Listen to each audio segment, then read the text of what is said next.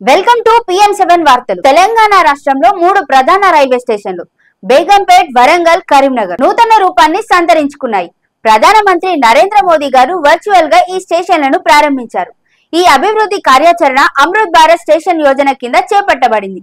అత్యాధునిక వసతులతో నూతనంగా తీర్చిదిద్దిన ఈ స్టేషన్లు ఇప్పుడు అంతర్జాతీయ విమానాశ్రయాల స్థాయిలో దర్శనమిస్తున్నాయని ప్రయాణికులు హర్షం వ్యక్తం చేస్తున్నారు.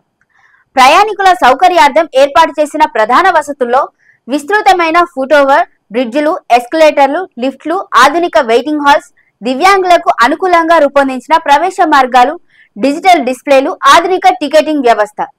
ఈ అభివృద్ధిలో బేగంపేట్ రైల్వే స్టేషన్ విశేష ప్రాధాన్యతను పొందింది.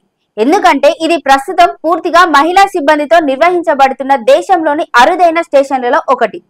స్టేషన్ మాస్టర్లు, టికెట్ కౌంటర్ సిబ్బంది, రైల్వే పోలీస్ సిబ్బంది అందరూ మహిళలే కావడం విశేషం. ఈ ప్రగతిశీల దిశగా తీసుకున్న ఈ చర్యలు భారతీయ రైల్వే చరిత్రలో ఒక కొత్త అధ్యాయానికి నాంది పలుకుతున్నాయని అధికారులు తెలిపారు. ఈ అభివృద్ధి ప్రయాణికులకు మెరుగైన సేవలు అందించడమే కాకుండా రాష్ట్రాభివృద్ధికి తోడ్పడే కీలకమైన ఘట్టంగా నిలుస్తుందని విశ్లేషకులు అభిప్రాయపడుతున్నారు.